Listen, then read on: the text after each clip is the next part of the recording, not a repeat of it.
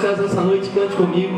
Tu és soberano sobre a terra, sobre os céus tu és Senhor.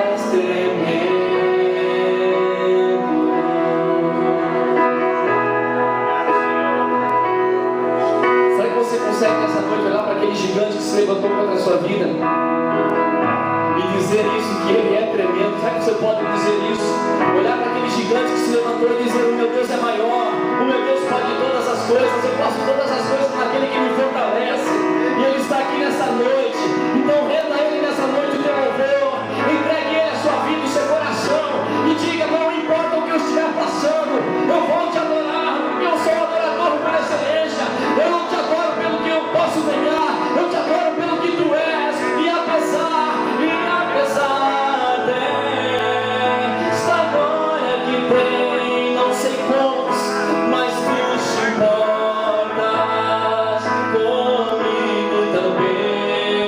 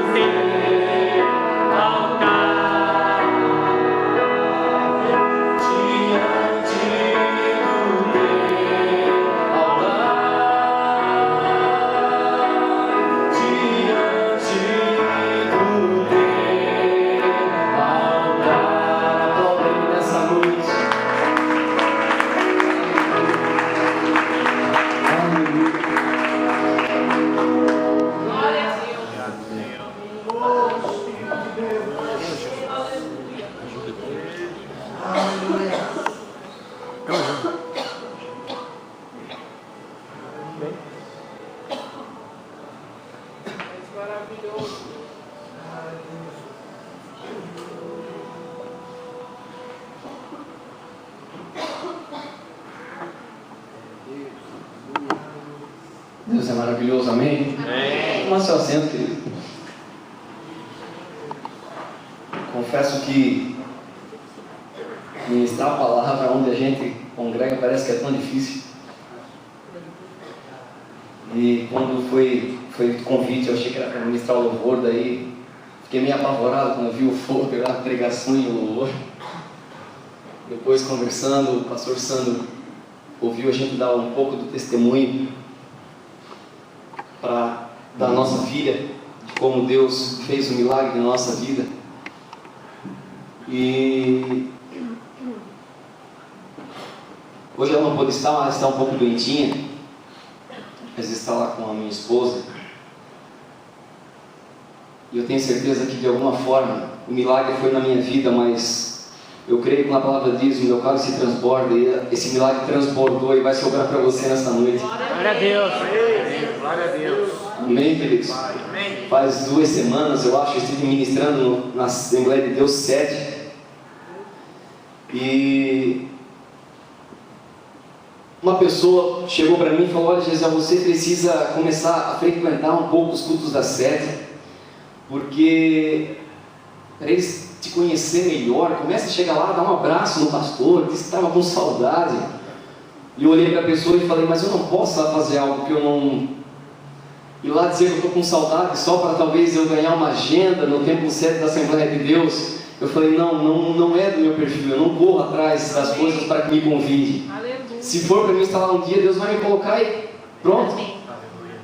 E quando foi uma segunda-feira, dia 3 de maio, acho que foi dia 3 de maio, 4 de maio, não lembro, e recebi um WhatsApp do pastor Natanael de Mello, dizendo: eu gostaria que você viesse ministrar aqui na sede. Glória a Deus, aleluia. E foi me dado 10 minutos. Eu, sinceramente, não consigo ministrar em 10 minutos, mas o Deus que eu sirvo, 10 minutos é muita coisa para Ele. Eu falei: Deus, me dá estratégia, como é que eu vou falar desse testemunho em 10 minutos e ainda cantar uma canção? E foi bem resumido, mas vidas foram tocadas, eu tenho certeza disso. Amém. E eu queria que você abrisse a sua Bíblia no livro de Marcos, capítulo 10, versículo 46. Obrigado, pastor Sam, pela confiança.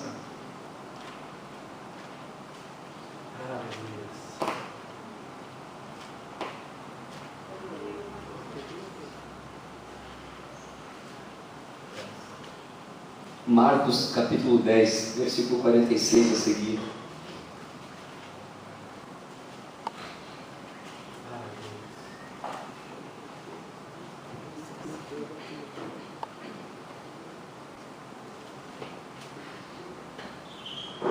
Acho que vocês já perceberam, né?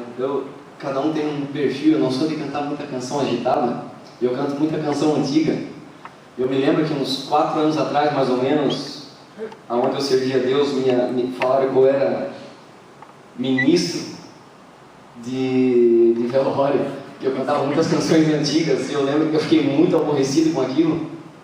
Fiquei triste mesmo, cheguei a chorar, falei para minha esposa, ela falou: amor, Deus fica dessa forma, não vai mudar por causa das pessoas. Mas eu fiquei tão triste que eu fui orar, e a oração é algo tremendo, é maravilhoso, né? E eu fui orar e o Espírito Santo de Deus ministrou no meu coração, dizendo que realmente eu era ministro de velório, porque eu ministrava para pessoas que morreram para o mundo e nasceram para Cristo. Só que até eu entender, eu chorei, fiquei triste, mas é assim que Deus usa, e Deus usa cada um de uma forma. Gosto muito de cantar canções antigas. O meu CD, quem tem sabe, é só hinos antigos, hinos da harpa. Glória a Deus. Amém? Aleluia. Quem sabe cantamos o 370 hoje. Oh, glória. Mais grato a ti, mais grato a ti. E tem igrejas, né, a Assembleia de Deus não tem costume de cantar hinos da harpa, mas tem uns que estão perdendo já. Aí tem uns irmãos com cabelinho branco que eles se alegram, porque eu chego e canto uns 3 pelo menos. E é tão bom, é muito gostoso.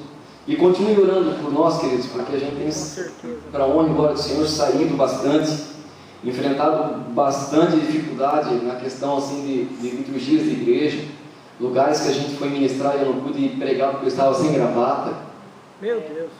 E aí você já ministra o louvor assim, num ambiente meio difícil. Teve um pastor que uma vez foi me receber na porta, ele veio correndo, eu pensei que ele ia me dar um abraço.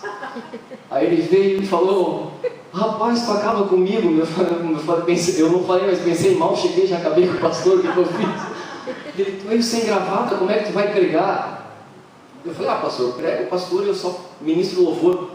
E durante o louvor, Deus falou claramente no meu ouvido, dizendo assim, 90% dos jovens que estão aqui só estão aqui para agradar os seus pais.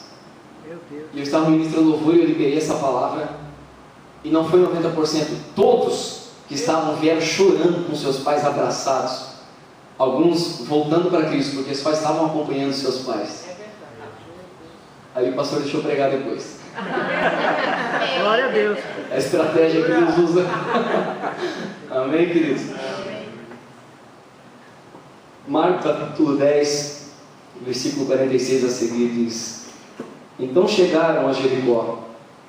Quando Jesus e seus discípulos, juntamente com uma grande multidão, estavam saindo da cidade, o filho de Timeu, Bartimeu, que era cego, estava sentado à beira do caminho, pedindo esmolas. Quando ouviu que era Jesus de Nazaré, começou a gritar: Jesus, filho de Davi, tem misericórdia de mim. Muitos o repreendiam para que ficasse quieto, mas ele gritava ainda mais: filho de Davi, tem misericórdia de mim. Eu acho tremendo esse versículo a seguir, que diz: Jesus parou e disse: chame-o. E chamaram o cego: ânimo, levanta-se, ele o está chamando. Lançando sua capa para o lado, deu um salto, pôs-se de pé e dirigiu-se a Jesus. O que você quer que eu faça? Perguntou-lhe Jesus. O cego respondeu: mestre, que eu volte a ver. Vá, disse Jesus, a sua fé o curou. Imediatamente ele recuperou a visão e seguiu Jesus pelo caminho. A história do cego Bartimeu, tenho certeza que você já ouviu algumas pessoas ministrarem, pregarem a respeito, mas sempre que ela é pregada novamente, Deus revela algo novo.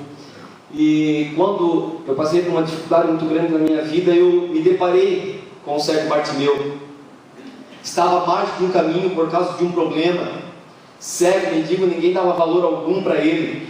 E é interessante como a própria vida hoje, por a gente seguir a Jesus, servir a Deus, ela tenta nos colocar à margem como pessoas simples, como pessoas que às vezes não sabem nada, seguem a Jesus. Esses caras não sabem nada, mas glória a Deus que esse quadro tem mudado. Eles têm procurado o Evangelho, pessoas têm procurado oração, pessoas que não acreditam em Deus têm visto o que Deus vem fazendo. E o pastor falou sobre a cena, sobre essa irmã que veio e encontrou amor. E ontem eu não pude vir na reunião, porque um pastor de uma igreja de Joinville, grande, queria ir lá em casa conversar. Ele veio em alguns cultos aqui. O último culto que ele veio foi no último dia do aniversário da igreja, e ele não estava mais aguentando ficar no sistema.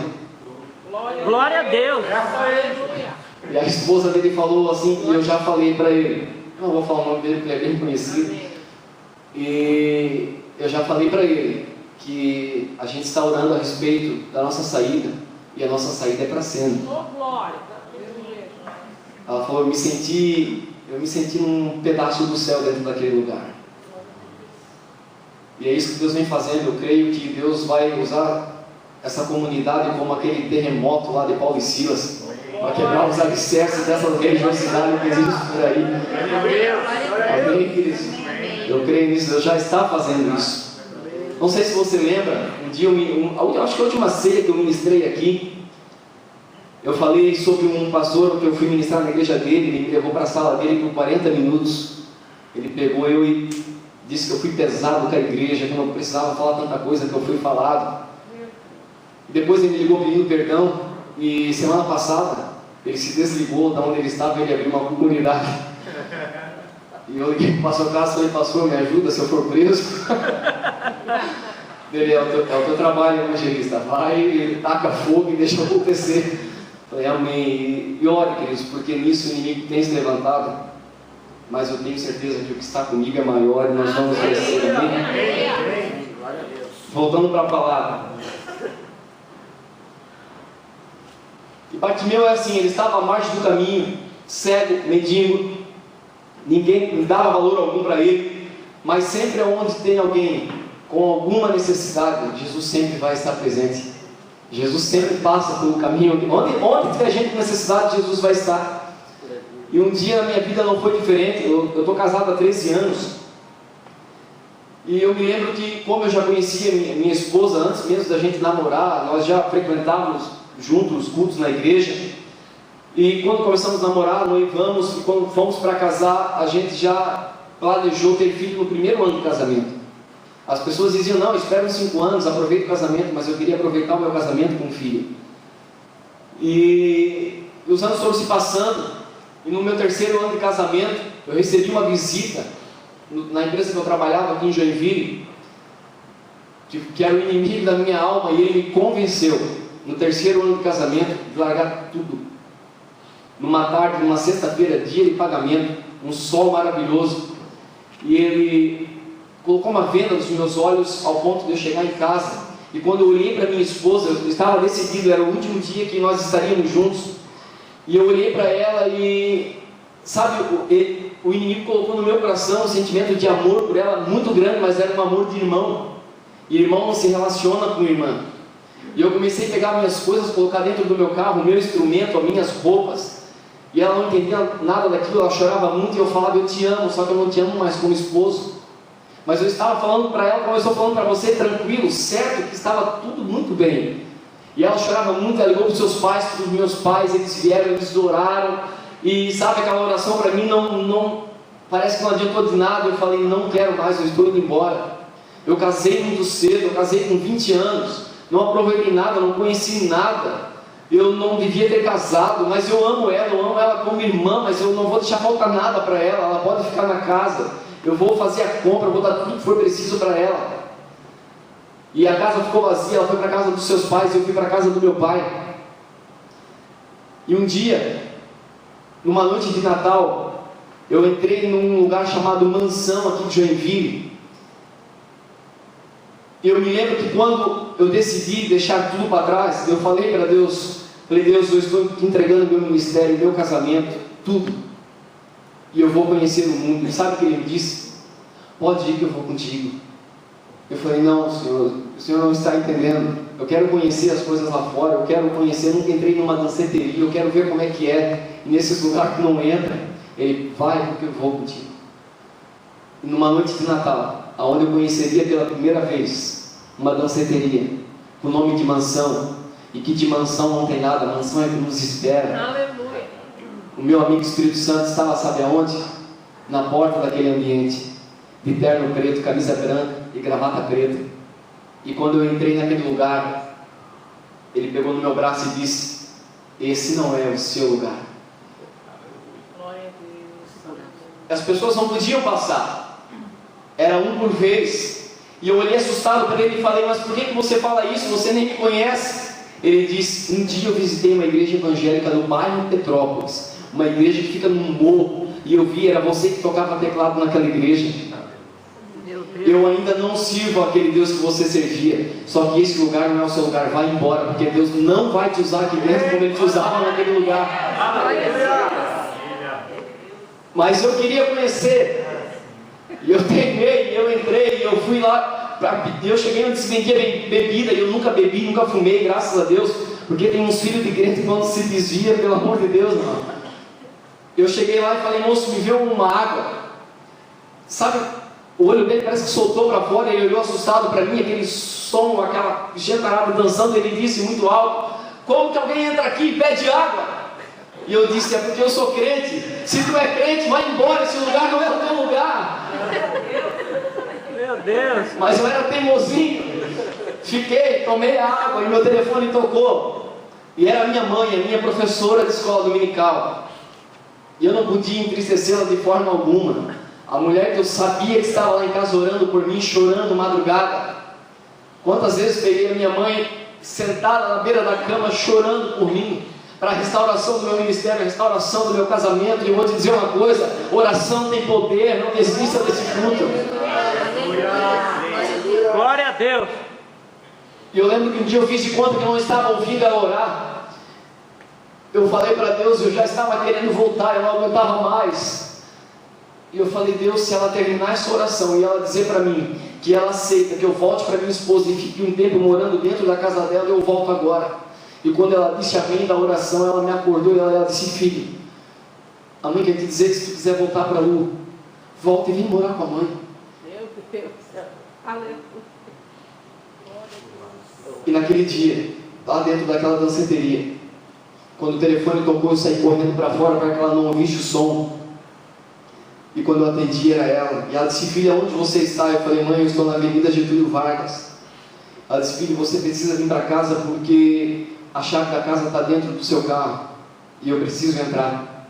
E quando eu entro no meu carro, eu ligo o aparelho de som e tocava uma canção que dizia: quando Jesus estendeu as suas mãos, quando Ele estendeu as suas mãos para mim, eu era pobre, perdido, sem Deus, sem Jesus. Quando Ele estendeu as suas mãos para mim. Naquele dia, eu cheguei em casa, eu liguei para minha esposa e ela estava esperando a minha ligação e nós retornamos o casamento. Glória a Deus. Deus restaurou o meu ministério. Aleluia.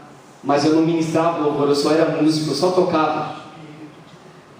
Eu não dava nenhuma palavra, eu não conseguia, o meu negócio era só tocar. E Deus veio e me deu muito mais do que eu imaginava, muito mais do que eu pensava. E uma das partes mais interessantes foi que as pessoas onde eu servia a Deus, elas diziam, chegavam ao meu ouvido dizendo que eu nunca mais voltaria para os caminhos do Senhor. Porque o Gesiel, ele era filho de crente, ele foi criado no Evangelho e realmente eu era filho de crente. E eu, por ser filho de crente, ter nascido num lar cristão, eu achava que estava tudo bem. Mas eu tive que ter um encontro com Deus. E por onde eu passo em culto dos jovens, eu digo isso: que todo filho de crente, nascido num lar cristão, precisa ter um encontro com Deus. E aquilo me entristecia muito, porque as pessoas, eram as pessoas que me abraçavam, que diziam que eu era uma bênção. E agora estavam dizendo que eu nunca mais voltaria. Só que aonde Deus vê uma terra seca, com vontade de ser encharcado pela glória dele, Ele desce, Ele restaura, Ele faz todas as coisas. E foi o que Deus fez. E daí um dia, eu recebi um telefonema, já tinha voltado para minha esposa, estava ministrando louvor, só que ainda não tinha pregado. E eu recebi um telefonema de um pastor e conversando, ele falou: eu queria trazer você na minha igreja para ministrar louvor e pregar. E eu aprendi uma coisa: que nunca negue um convite, seja para o que for, se for para falar de Deus, vá. E para minha surpresa, era lá naquela igreja onde eles diziam que eu nunca mais voltaria para os caminhos do Senhor. E eu confesso para você que quando eu soube que era lá, eu pensei: eu vou preparar uma palavra, como diz aquela música, sabor de mel. Vou chegar lá e Deus falou: eu não estou te levando para que você vomite sobre eles. Eu estou te levando para que eles vejam o que eu sou capaz de fazer na vida daqueles que um dia me deram as costas. E eu ministrei louvor e preguei. E para a honra e glória do Senhor, todos os que um dia falaram que eu nunca voltaria, antes de eu terminar a mensagem, estavam na frente de joelhos dobrados chorando. E eu chorei muito naquele dia, eu abracei eles. É isso que Deus faz. Eu estava à margem de um problema, ninguém dava valor algum, mas teve um que parou e disse: filho, o que queres que eu te faça? Aleluia. E o tempo foi passando, e a gestação não acontecia, minha esposa não engravidava. Falei para ela: vamos fazer um exame, amor, porque geralmente na mulher dá tanto problema. Ela foi fazer o exame, fui com ela, e o médico olhou para ela e disse: você está pronta para ser mãe, está tudo perfeito, você vai gerar lindos filhos. E eu saí dali com uma certeza: o problema estava em mim. E eu fui fazer um exame, talvez quem já fez sabe o quanto é constrangedor. E a minha esposa falou: amor, quando você for pegar o resultado do exame, não abre, deixa para abrir em casa, para a gente ler junto. Só que eu estava muito ansioso para ver aquilo, eu queria ler o exame, ver se eu entendia alguma coisa. e eu não tinha carro na época, eu estava com um carro emprestado de um amigo meu, e voltando para a empresa, eu peguei o exame e eu abri. E eu comecei a ler esse exame e eu não entendia nada disso. E quando eu cheguei no final, tinha uma conclusão que dizia que devido à baixa concentração, não foram realizadas provas de vida. E eu pensei, alguma coisa não está bom, não está bem, tem alguma coisa de errado, não foi encontrado vida, o que será? E eu procurei um doutor, o Dr. Fábio Lepre, especialista nisso, e ele pegou esse exame, que eu carrego comigo sempre, ele começou a ler e ele olhou nos meus olhos e disse: eu não sei qual é a proporção, qual é a alegria, o desejo que você tem de ter filhos, mas ele olhou dentro dos meus olhos e disse: você nunca terá filhos. Lá estava eu à margem de um problema, mas ministrando por onde passava que Deus é um Deus de milagre, que Deus pode todas as coisas.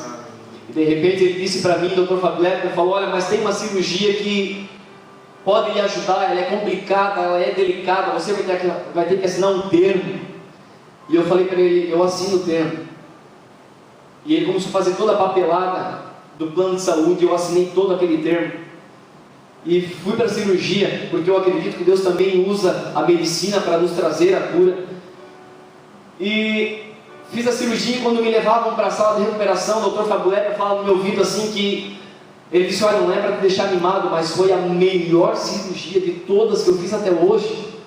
Hoje mesmo você já vai ser liberado para ir para casa, isso não é normal, é porque foi muito bem. E eu fiquei contente, mas me levaram para a sala de recuperação, porque precisava acontecer algumas coisas para que eu pudesse ser liberado. E algo muito grave aconteceu, porque da cintura para baixo não passava anestesia. Eu não movia nada da cintura para baixo, somente os braços. E começaram a me dar muito medicamento, e me deram um remédio que me deu uma coceira tão grande que eu cheguei a cortar o copinho de plástico desse que a gente bebe água. Eu comecei a coçar o meu corpo, e a enfermeira veio, agarrou meu braço, ela disse: não pode coçar, é o efeito do remédio. Mas era insuportável aquilo, e começou a inchar porque não urinava de forma alguma, porque não fazia força nenhuma da cintura para baixo. Ligaram à madrugada para o Dr. Fábio Lepre, ele veio correndo para o hospital Dona Helena, e ele ficou do meu lado e começaram a fazer um monte de procedimento, me levaram para um outro quarto, e colocaram sonda, e quem já usou sonda, aquilo é terrível. E quando foi de manhã, eu estava deitado, não movia nada, eu comecei a orar ao Senhor, mesmo sem sentir as pernas, já era o outro dia. E eu falei: Deus, claro que chorando, muito triste, eu falei: eu posso não voltar a andar, mas enquanto esse coração bater, Ele não vai deixar de te adorar de forma alguma. Amém. Aleluia. E quando terminou aquela oração, eu comecei a sentir um pouco das minhas pernas. E o Dr. Fábio Lepre estava de pé na minha frente, dentro daquele quarto. Eu falei: doutor, eu estou sentindo minhas pernas. Ele começou a vir a fazer algumas massagens. E de manhã, pela sonda, eu consegui urinar, e eu senti minhas pernas, e eu fui liberado para casa. E o Dr. Fábio Lepre falou: olha, por uns dias você não pode ficar sentado, só de repouso, deitado. Aí aquilo me deixou angustiado, porque eu não consigo passar um dia sem sentar no meu instrumento e cantar pelo menos uma canção de adoração antes de dormir. E eu liguei para ele, e eu falei: doutor, sabe que por uns 2 minutos, 3 eu posso ficar sentado? Ele: não, sim, pode. Para comer? Eu falei: não, para adorar a Deus com o meu instrumento. Ele: pode. E todos os dias eu fazia isso. E passou 4 meses, fui fazer o exame pós-cirúrgico, a chance que eu tinha era 0%, e aquela cirurgia, ele me deu aquele resultado com tanta alegria. Ele falou: olha, 0% a chance de ter filhos antes da cirurgia, mas agora 1%. Mas com uma alegria, sabe, é uma coisa tão natural de dentro para fora dele. E eu continuei triste, mas eu fui para casa e chorando dentro do meu carro, eu falei: Deus, eu estou entendendo o porquê do número 1, porque Tu vai vir com a Tua mão poderosa, vai colocar 2 0 atrás e vai me tornar 100% capaz de gerar filhos. Deus é fiel.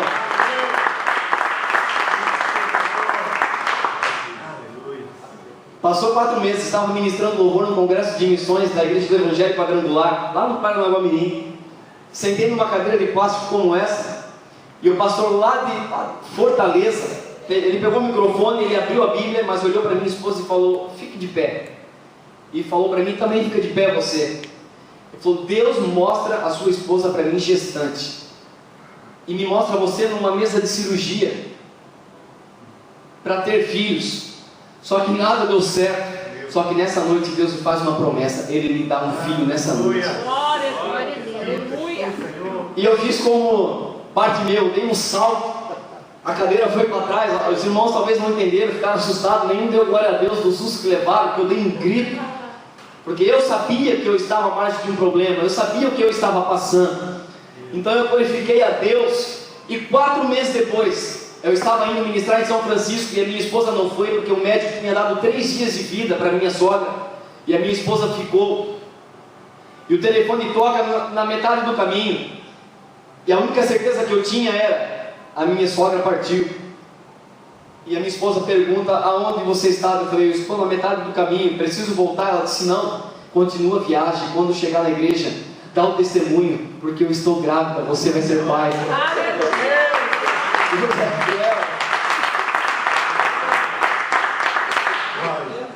Cheguei na igreja, acho que por uma meia hora eu cantei a marca da promessa.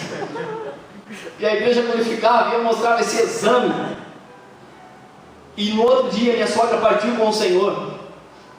E a minha sogra, todas as filhas tinham dado a ela netos e netas, menos a minha esposa. E antes que ela partiu, o Senhor permitiu ela ouvir da sua filha: mãe, eu estou grávida.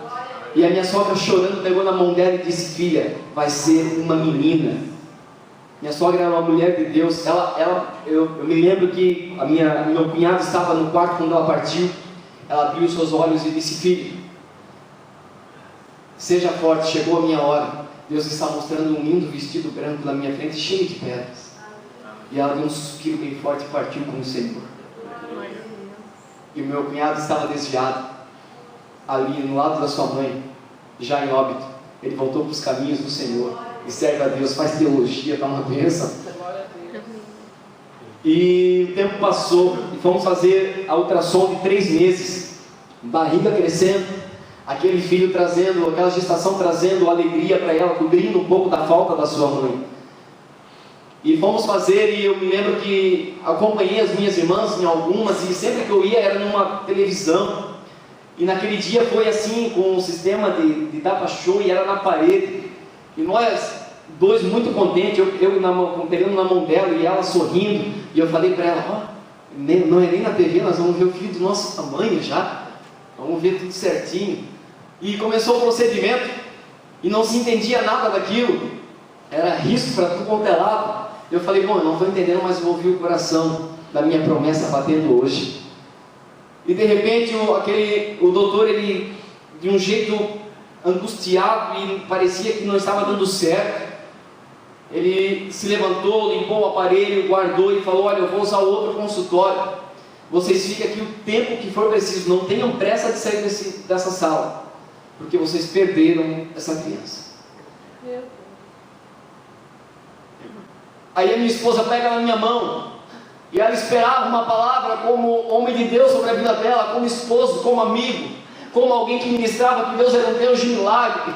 Só o que rolava era lágrimas, eu não conseguia falar nada. Mas em momento algum eu falei: Deus, por que perdemos esse filho? Não, a minha preocupação foi porque quando Deus nos deu a ela aquele tempo de gestação, eu fui para a rádio dar o testemunho, passei por muitas igrejas mostrando esse exame que eu não poderia ter filhos, e mostrava ela já com a barriga crescendo, e as pessoas glorificavam a Deus, e teve alguns que oramos que não podiam ter filhos e já estavam gerando filhos. E o que me doeu mais foi saber que o inimigo levantaria pessoas para dizer: como pode Deus te fazer uma promessa, te dar um filho da promessa e tomar o filho da promessa? Voltei para a margem. Um problema agora, o que vou responder? E eu me lembro que quando chegamos em casa, estava a família na sala esperando para saber como é que foi. E ela entra, deita no colo do seu pai, já não tinha mais sua mãe, e começa a chorar. E eu entrei no meu quarto, não consegui dobrar os meus joelhos. mas eu peguei uma toalha de rosto, coloquei na boca e dei um grito deitado naquela cama.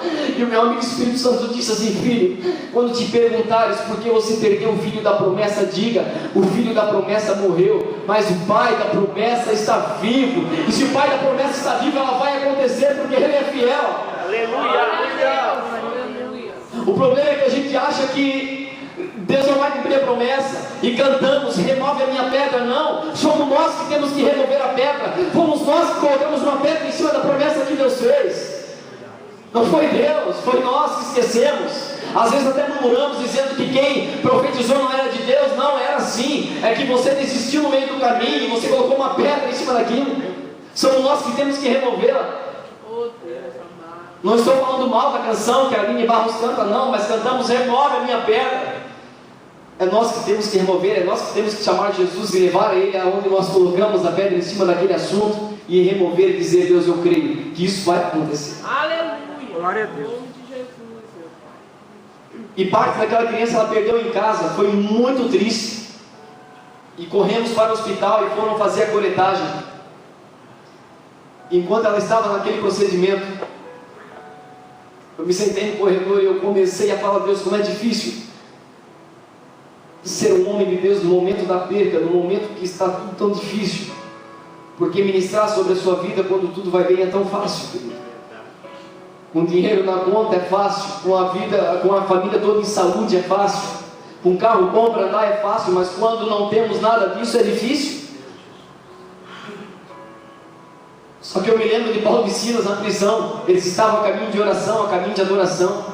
O ambiente que eles iam era diferente, mas eles estavam na prisão. E a Bíblia diz que perto da meia-noite eles adoravam e oravam ao Senhor. O ambiente estava oposto do que eles iriam, mas eles adoraram ao Senhor. E eu me lembro que naquele corredor eu sentei e comecei a falar com Deus. E eu comecei a me lembrar de uma canção que eu cantava, que diz: te louvarei, não importa as circunstâncias, somente a ti, Senhor.